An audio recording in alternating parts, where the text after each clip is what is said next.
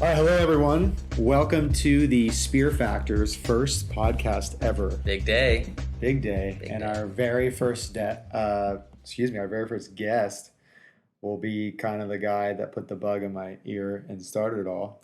Happy to do that. Mr. Jon Stenstrom. Stenstrom.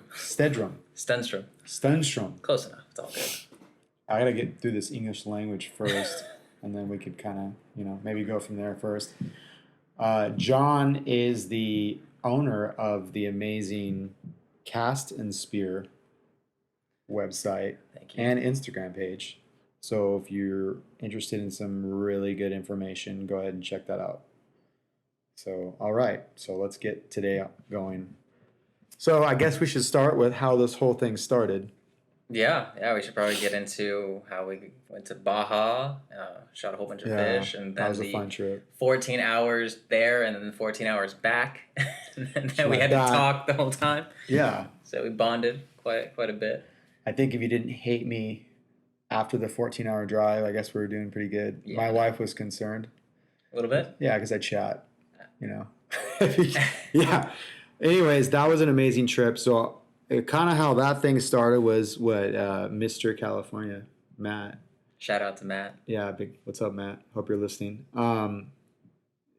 Was interested in doing a trip, and I was going to invite him just because he's always putting out good stuff. And I feel like, trying to grow your friends and your community is probably like the most important thing.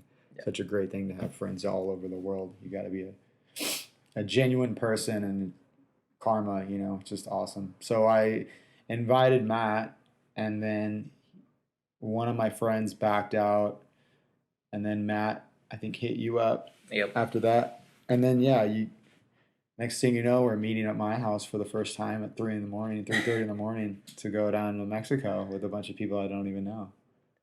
What's funny is I didn't even know where we were going in Mexico. Yeah. That's the funniest part, because I was like, Matt, nobody ever really said anything about this trip. I just knew I had to be at your house with my spearfishing gear at midnight after he got off work, because he does DJing and stuff. And then it's the best. Yeah. So I was like texting my girl. I was like, she's like, where are you gonna go? I'm like, what? How do I get in contact with you? I'm like, Matt just said it's like 14 hours into the heart of Baja. I'm like, oh, this is gonna be bad. Well, that's what my wife. I was like, this is gonna be horrible. My Amy was like, my wife. She was like, so you're gonna do what with people you've never met before ever? I'm like, well, yeah, I guess. I mean, it's a little easier as a guy to do that, I guess, than a woman. I would never suggest that for a woman, but it worked out. So we had great conversation the whole way down. Well, I think it was funny also that everybody was saying, we got to get past Ensenada, like when the sun's coming up. Yes. And in my head, I was like, oh God, we're going to get stopped, and then like by some people and then robbed or killed. I didn't realize it was because of the cows and the amphetamine truck drivers. Yeah, no. So if anybody's out there listening that, you're younger or whatever, and you're going to do your first Baja trip, there's a few rules that exist for a reason. And I never break those rules. And I have once, actually, so that's not true. I did once, and I almost got killed by a black cow in Baja past Ensenada at night. So if you're ever going down to Mexico, as best as you can, keep everything in your car, your surfboards, whatever you can. I don't try to advertise that we're a bunch of like Americans coming down here with all their stuff. Please rob me, kind of thing. And then the other thing is that stash your money in different locations. And then another rule is never drive past Ensenada at night, because there's cows on the road, and you will see them, and you'll see them in the daytime. You won't see them at night when you hit them, and that will be game over. And then also the truck drivers are driving like mad on God knows what at night as well. And so when we planned that trip, that was my main concern, was just that timing wise for such a long drive to get there before sunup, or to get down there just as the sun was coming up, and then to get back before the sun set. Right. Yeah. And it worked out pretty good. And it was cool that actually when we were down there, we saw those cows Yeah. trying to cross the road to be like, and that's why right there. They would just walk right in front of you. Yeah. It's pretty insane. So I have actually a short story on that one. The stash your money in different places is vital. I went down to, I believe we went Rosarito with my old high school buddies. I think we were in college at the time, but we decided, hey, why not? It's late. Let's go down to Rosarito, go get a couple drinks, and then come back. By the time we were coming back, one of the guys would do the California stop at every stop sign, and we can see the border. And where it's like, dude, Mike, please just stop fully. We're almost home. Just don't risk it. Yeah. And he's like, oh, that's all fine. We're right there. We can see the border guards. The last stop sign just rolled right through it. Like, just California stopped and go. Boom. Pulled over. And it's like, you can see the American border guard just like, oh, God. And then they come out, start speaking Spanish. The cops are like, where's your money? Like, if we find money on you or in your car and you didn't give it to us, we'll put you in prison or whatnot. And I had money, like my wallet. I was like, oh shit, when they were coming, I just threw it underneath a seat. Yeah. So it's like, I always made sure I had a couple of dollars in my sock, in my pocket, and then somewhere in the car or somewhere. Anywhere. Because they always do the ticket. The ticket is how much money they find. That's it's like, it. oh, hey, your ticket was $230. Oh, yeah, we had a $6 ticket one time. That was awesome. That took about 2 hours of convincing the guy that literally all we had was $6. Was that true, or did you? It was true. Oh my god, we were so broke. We were almost to the border, and we already paid the toll and everything. Yeah, the last toll. Yeah, they're only going to take what they find. So that's another good little tidbit of information. And then the other thing that I learned when I was going to college with our professor, who was a white dude married to a Mexican girl, and he lived down there, and he said, they're always going to take you to the police station. And to young Americans that don't really understand, that's where they write the tickets. So they say that, and it scares you. And you're like, I'll do whatever. I don't want to go to the police station, and end up in a Mexican jail. So you can really piss them off by saying, yeah, let's go to the police station, provided you really haven't done anything wrong. Right. Now, there was a group of guys that were drinking and driving, and they got pulled over, and they're like, let's go to the police station, and they ended up in jail for 3 days. It was like, yeah, dude, because you were drinking and driving. Yeah, they still have laws. Yeah, so there's still rules. I definitely wouldn't drink and drive in Mexico. I would, I wouldn't do it at all. Yeah, let's say that's just across the board. I definitely wouldn't do it. There's a reason why that's a pretty solid law. So yeah, I wouldn't mess around in another country like that and give them excuse. But the bottom line is like they're only going to take as much money as they have, and then also as you have, and then also as far as the police station thing, that's a scare tactic, and yeah, they're going to get really pissed when you say, yeah, let's go to the police station, because they're not going to get any money out of you. Right. And they'd rather just sit there and extort everybody that goes through rather than deal with the police station. So just, a message out there to all the younger guys that have not been through that wonderful process. Well, it's good, man. I think there's a lot of misconceptions of that area. And I think Mexico is very untapped still for cool spearfishing and surfing. I mean, well, you had mentioned that when we were driving down. Yeah. I mean, all the spots we had driven past San Gatin, and it's just like, there's a kelp bed, there's a kelp bed, there's a kelp bed. I would love to just have 2 to 3 weeks in an RV or some kind of overlander kind of vehicle with a bed, just a bed and just a couple surfboards and my spear equipment, and just go. I think that's something we've been kind of talking about, maybe getting some of our friends to do that as well. That'd be incredible. More cool. Yeah. The whole Mexico thing, I'd always go down to Mexico for surf trips. Right. And then what would happen is that you'd get down there, and usually, depending on your age, you always had summer off, right? So you'd go down in the summer. Well, everybody knows that surf's usually south swells that come in the summertime are kind of hit and miss. So the chances of going down to Baja and having an off swell time, I mean, if you have to plan it, is pretty high. So what I would find is you're sitting there on this beautiful beach in this beautiful country with no surf at all, and and you're like, well, there's kelp over there's a rocky shoreline, like why not just get in water? So it was always like a surf trip combined with, if it was bad weather or no waves, we would just go spearfishing. I find that surfing and spearfishing is definitely like a perfect complementary. Like if one is firing, you go do surfing. If the other one's, it's like my whole life is finding out ways to keep me in the water. No, it's pretty I love it, and that's where the thing started from. Was you would be grumpy and irritated when there's no waves, and you're like, and you haven't done anything physical other than land-based activities, I guess, but you want to be in the water, and when it's calm and flat, spearfishing is a great complement. And then what I found when I was younger, I used to do a lot of big wave surfing, and I would go train. Basically, spearfishing would just train me for breath holding and being comfortable in the water, but like train me to be able to withstand long hold downs and things like that. So like I'm training, but I'm having like the time of my life, swimming around a kelp forest and looking for sea bass or like whatever.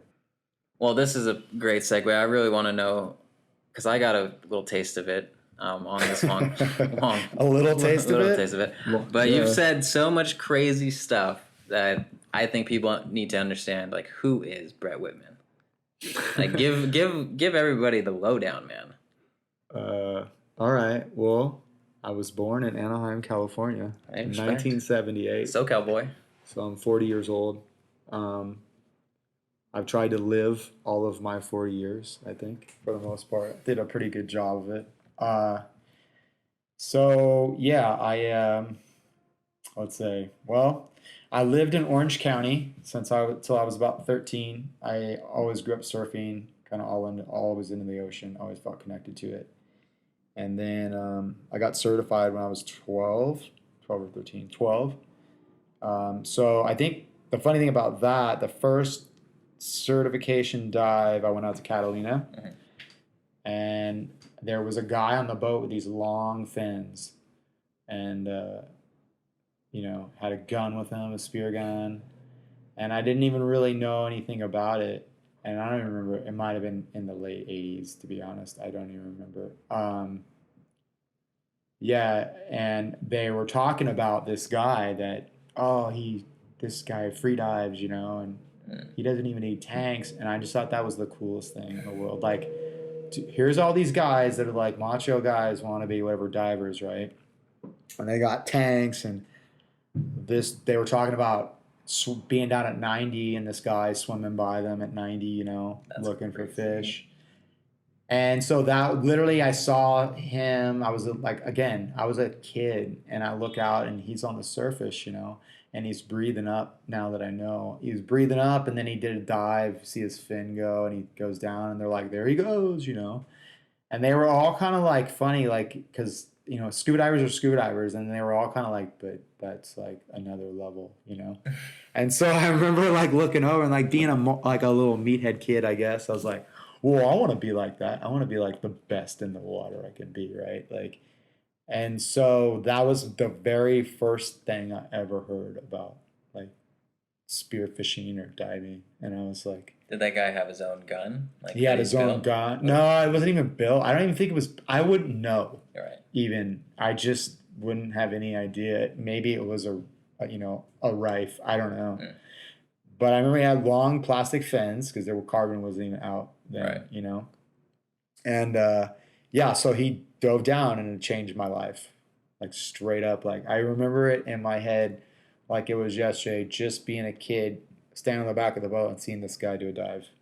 And I was actually there diving in Catalina with my mom, who was like certified in the 70s or whatever, and like so she went with me. So that was my first introduction when I was like 12 or 13. And so then, not really long after that, it's funny, my parents got divorced, and my dad and my brother moved to Las Vegas.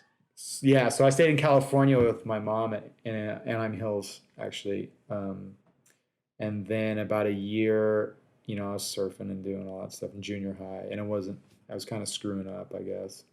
in a way, not in school, just my attitude. So I actually moved with my dad because I figured my dad could control me a little better. I'm a teenage kid, and my mom was dealing with her own stuff. So I went with my dad, and I lived in Vegas for 4 or 5 years, actually into eighth grade, and that was kind of weird. And I would fly back every month to visit my mom and surf in Bolsa Chica Beach and Huntington and Newport and all that.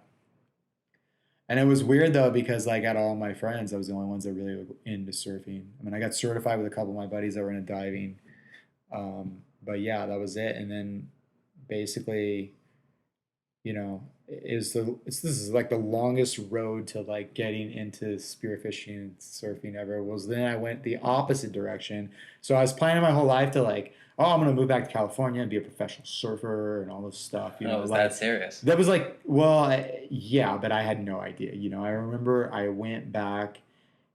Well, this is funny. So yeah, so moving along real quick. So I graduated. I got a football scholarship because I wanted to get the hell out of my dad's house. I didn't enjoy that. I didn't enjoy living in Las Vegas, family drama, whatever. And I probably wasn't the best kid, I guess, but I was definitely driven, And so I went to West Point, New York, the military academy. They got kind of football got me in there. And then I met some like amazing people there too, and I actually was like in the process of starting like the West Point Surf Club, so we could make an excuse to go surfing in like Rhode Island and things like that on the East Coast. But let's say ended up joining the Army boxing team at West Point after football,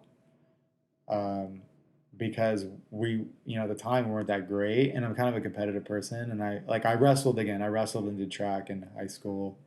I went to state in wrestling and all that. But I didn't think there was any like, where's wrestling at the time going? There wasn't MMA or anything. This is right. So I went and did football because I'm a meathead and I was like, I'm a football player. What position? I played outside linebacker and defensive end. Nice. And then, so West Point didn't work out because, I don't know, concussions aren't real good for academics. But I loved boxing. I loved fighting. I loved whatever. So I left West Point in the year, I guess 2000. Oh, it might have been 2001, either 2000. Came back to Orange County and stayed at my mom's house for like a month and realized like, I got to get the hell out of here. I'm like too old to be living at my mom's house. I felt like a failure. And so I moved to San Diego with my buddies that I grew up with since like third grade. Like we moved to San Diego. They all went to UC San Diego. So I moved down there. I didn't have a job or anything. So I just moved down there and got a job as a telemarketer. Super sick. It was the only job I could find. It was the worst. So I'm like the nicest person. Hello? Would you like to? It was horrible. So like I'm definitely like very sympathetic to certain telemarketers. Yeah. But now as I get older, I find myself like, that's not a way to sell stuff. I'm not buying it. Horrible. Like it's horrible. So yeah, I was making like, you could make your own hours. It was the best gig though ever because I would do like work like 15 hours a week, $7 an hour. I don't know, whatever it was. I was just trying to like finagle as much surfing as I could at Blacks and Scripps, as much as like I lived off of Regents, like right by the university. And my buddy would go to the university, and then I was going to like community college to finish. And basically, then I was always partying at PB Bar and Grill at that time. And I got a job working at PB Bar and Grill because I was always there anyway. So I figured I might get paid just to be there. Shout out to Cass Street. Yeah. And shout out to Shuffleboard. Yeah. And it's so funny, because so I got a job working there, and I would surf during the day and work at PB Bar and Grill at night and go to school during the day. And and then let's see what else. Oh yeah, so this is how this thing takes kind of a funnier turn, where it allowed me to go from like surfing to just my true life. Like, so I had a friend that I worked with at PB Bar and Grill, and he trained dolphins and sea lions for the Navy during the day, and then he worked at the PB Bar and Grill at night. And so he was leaving to go train dolphins in Hawaii for some like interaction place. And he told me, because I had a military background and a waterman like background or whatever, that I'd be a perfect fit for this job. And at the time, it was like, oh, okay, sure. And he's like, here, just call this guy on this phone number. And my interview was like basically an hour of talking about surfing with my boss at the time. So I got hired for the dolphin training job at the U.S. Navy, which is funny, as a civilian. Right. And it's kind of a trip. So I had no idea. All I knew was like, I'm cool. I love animals. Yeah. And I love the water, and I get to dive every day. You're going to pay me to dive. This is perfect. And I get to drive boats. So like my very first week at that job was driving around up in Oceanside. We were up in Oceanside working, and one of the dolphins saw a whale and it got spooked. So it took off. So like right before this like session, we would call it, with the dolphin, taking them out in the open ocean and working them to try to find targets and things like that, we had to go fill the boat up. So we went to fill the boat, and the guy in Oceanside was like, hey, you guys usually get a case of beer when you fill up the boat. And we're like, okay. So this is highly illegal. This is a long time ago. I think the statute of limitations is gone. Full disclosure. Yeah, but yeah, so they would charge up the beer as fuel on the card. And so we got a case of beer. I think it was like Coors Light or Bud Light or something, nothing but the best.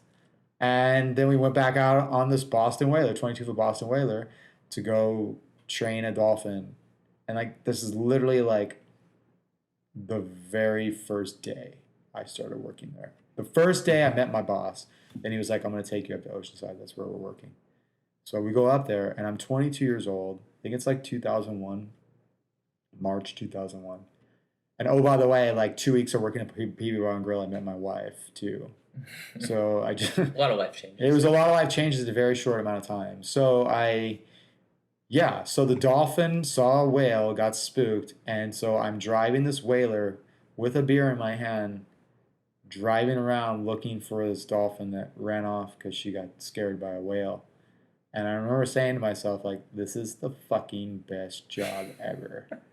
This shit is awesome. And I'm getting paid like $10 an hour, which at the time was like, I made it like out of the ghetto, like rich. Yeah. Like I got my first record deal and it's happening. You know what I mean? It's like literally what I thought. Like, it's happening. This is the pinnacle of my life. Everything has come, I must have did something right. So yeah, I did that job for 12 years. Wow. And so, yeah, we would, I was on the dive team, so we would travel, around the world if necessary, wherever there's exercises for the military, bring the dolphins. I mean, I could tell you stories about that for days, but like we'd bring the dolphins, and then we would have to be the mobile like dive team for them to check the marks, what the dolphin's doing and all that, and then they would feed them accordingly. But like, I mean, we'd probably do bounce diving, like, 20, 30 bounce dives a day, and every time would be on like a target or something they marked, or LLOs, we would call them. Mm-hmm. So there's MLOs, which are like mine-like stuff, Mm-hmm. There's LLOs, which are lobster-like objects. So lobster. So that dolphin would like mark lobsters, like things that had lobsters on them, and we'd pop up and be like, hey, mark it on the GPS. Like there's a bunch of LLOs down there. That's crazy. And we would just pillage like lobster. Totally like legal for the most part. I mean, we'd have our license and stuff, but like we would definitely, seafood had a lot in my house, You basically, lobster was a commodity.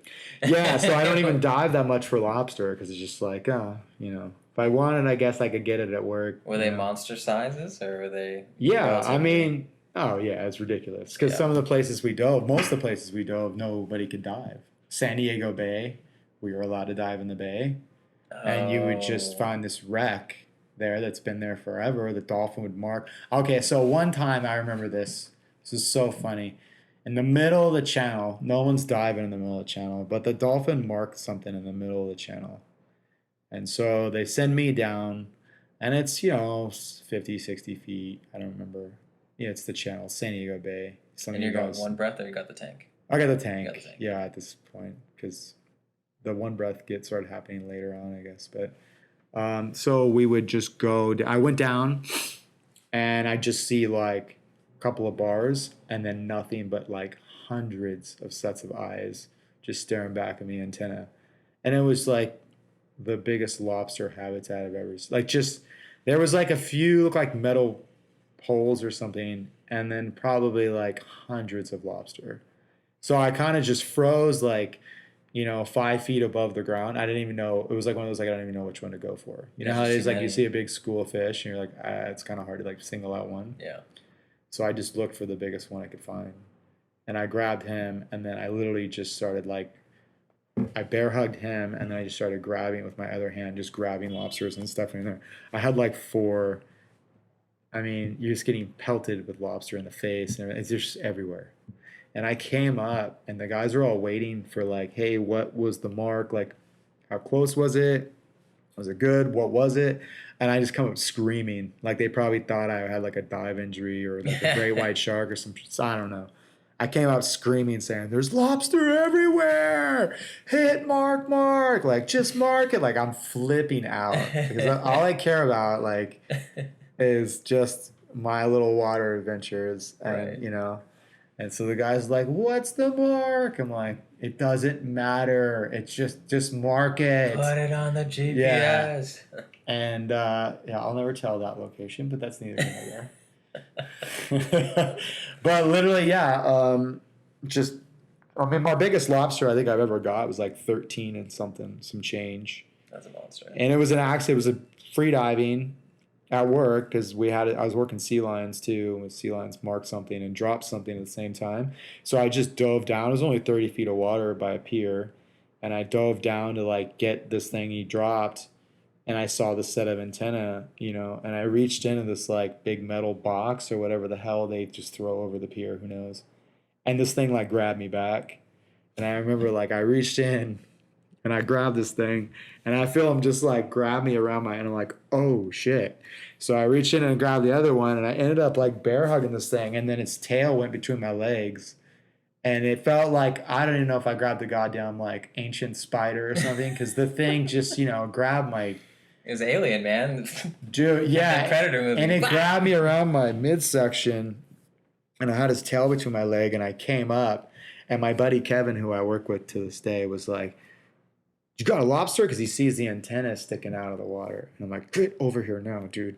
And I threw it in the boat, and his jaw just like dropped, and I was like, "Holy shit, that's the biggest lobster I've ever seen," And so it was actually funny.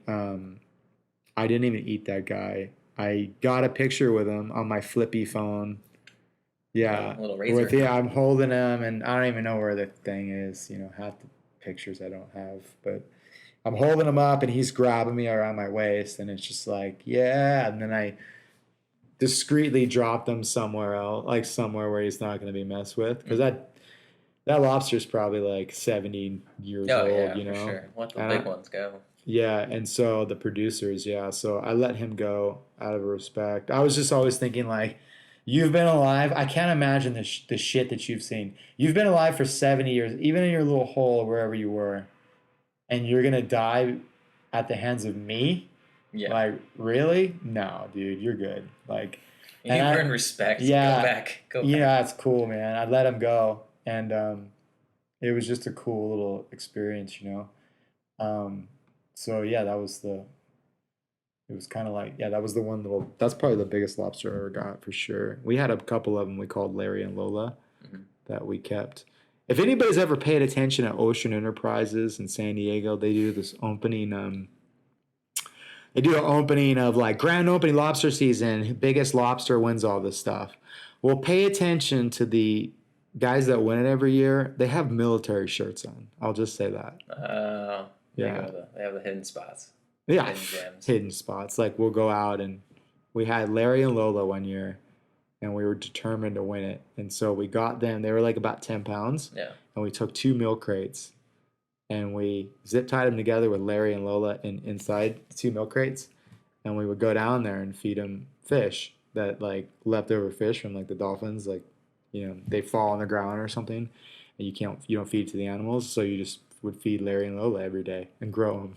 Oh, you purposely grew your own lobster. Dude. Oh, jeez. Well, and the thing is, though, it's kind of stupid because they're so slow growing. Right. It wasn't like we were going to grow them. We just had them as our pet lobster until opening day lobster season. And it's like, look what we got. Yeah, totally like shady. But I mean, I say that jokingly.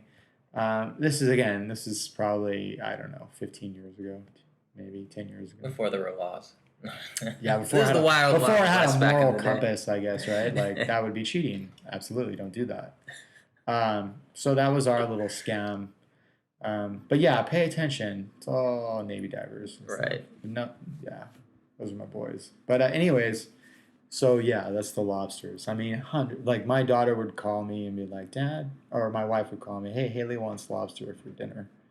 I'm like, oh, okay, and just jump off the end of the pier. Is 8 feet of water, and it'd be a 5-pound bug on like a locker that we threw over or something, and it became a lobster habitat. And then you just grab, I always grab like one lobster and then go home. And then if one thing that's cool about lobster burritos, making lobster burritos, is if you get one lobster, like, as spearfishermen, we're all like sustainability, and absolutely without a doubt. And I've watched guys pillage that I didn't agree with at work or whatever, like just absolutely pillage.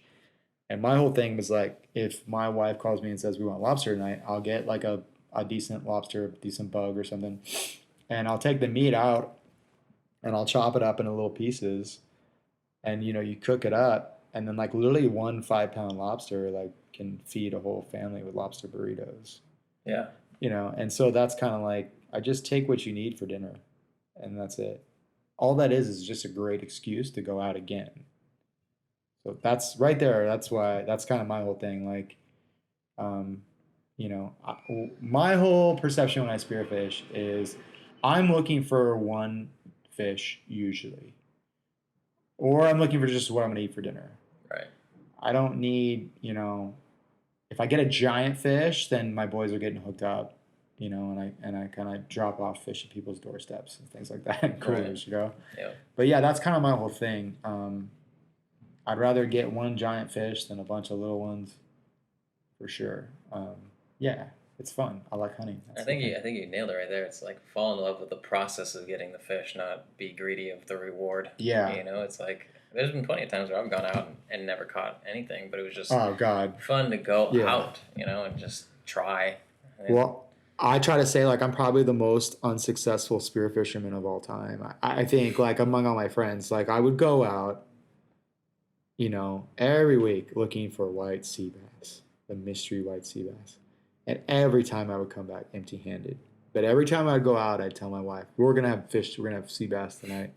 And my wife would say, well, you're going to stop at the store on the way home, And then my mother-in-law would say, what's the cost of sea bass per pound, Brett? $1,200 now or what, So I'd constantly get ridiculed. But it's like, like you said, I guess that's it. It's the process. It's the fact that I'm spending time in the ocean. And even though I may not see a sea bass, I saw a lot of other cool things. And, I've had a lot of first in the ocean. And the cool thing about it, I would say, like, I'm still having first in the ocean. And what I mean by that is, like, first time you see this, the first time you see that. Like, even in our trip to Baja, was like the first time, I think. I mean, there was a lot of firsts, actually. Just that the volume of fish there was like, I've never jumped in 10 feet of water and been schooled up by so many yellowtail in my life. That was a magical moment where it's like your whole entire vision was just yellowtail or bonito or whatever. Yeah, and Sargo. 10 feet of water. Whoa. And 10 feet of water, it was like I've just never been that shallow and had. I thought it was funny to be able to shoot fish without even properly loading your gun. Because you'd be like, I don't even have time to ban this thing. No, I've done it. I've done it a few times where I didn't even attach my shooting line. I just reloaded and just fired it. Yeah, I did that one and got one of the yellows. I was laughing. I was like, this is interesting. So funny. So yeah. So now, I guess back to the whole friggin' life story, man. Like, there's all kinds of sidetracks, but I went. So I did that dolphin job for 12 years, and then 2012 I went to work with underwater robots doing the same job the dolphins were doing. They just got replaced basically, essentially, by the underwater robots. Dude, robots are taking even dolphins' Yeah, jobs, guys. dude, That's Skynet, bro. You know it's safe. We're talking UAVs. Are those... Yeah, underwater drone Yeah. vehicles. Yeah. Are Well, they underwater. No, they're they're not UAVs. UUDVs? We're calling them UUVs. They're underwater unmanned vehicles. Oh, okay. Or underwater autonomous vehicles, Gotcha. AUVs. But yeah, I do that now. I'm attached to a EOD platoon, and so we work over in Point Loma, and we just kind of do deployments with them. We're like training and subject matter experts, whatever you want to call it. But it's fun because that job has allowed me a lot of travel and meet a lot of people, and also like I think the best part about it is go to places that are based around water. Like, right. It's pretty awesome. Been off the coast of Africa where there's pirates. Other places we won't talk about, but like, yeah. And you're like, wow, there's a lot of fish here. Well, because piracy kind of scares people away. Right. So, I'm jumping on a seamount 10 miles off the coast of East Africa, and like a 90-pound grouper will swim up to you, because it's never seen a diver before, has no idea. That's insane. Or like, yeah, and a couple other my boys kind of have stories about that too. Yeah, pretty insane. The Red Sea is amazing. Again, the volume of fish at some of those places is just, yeah. And then, of course, Guam. Shout out to Guam. All the boys in Guam, the One Drop boys. Yeah, you have a spear group out there, right? Yeah, One Drop Spearfishing. It's just basically a group of guys that kind of have a similar mindset as far as centered around conservation and literally, I will say these just absolute maniacs about spearfishing. Right. Like, yeah, I love it. I thought, it's fun to find people that are just as insane as you are about certain things. And then what happens, I feel like your progression with spearfishing understanding just goes like the learning curve just goes through the roof. And so, and it's always nice to go to new places and just ping on the local guys that have been diving there forever. So that's a really good lesson for everybody. All the places I've traveled, I think, when you go places, you're a guest in someone's home and you need to treat it like that. But you also need to be cognizant of you might really have a good working knowledge of the way fish are where you live, but a same species of fish can behave completely different. Interesting. Other places. So what I do is like, I just meet up with local guys, local fishermen, whoever, and I just talk to people. And I think that's the biggest thing. Like, I just talk to people and basically share similar passion, right? Like the ocean brings everybody together. We're all crazy about certain things. Like, I love surfing and I love spearfishing for different reasons, totally. But the thing is, if you meet people that are just like that, I mean, it's just, you can have friends all over the world. I mean, a lot of people do it, Yep. So yeah, so I've been doing that job now for the past 6 years. Yeah, I've got basically kind of managed to finagle myself a job where I'm either on the water or underneath it.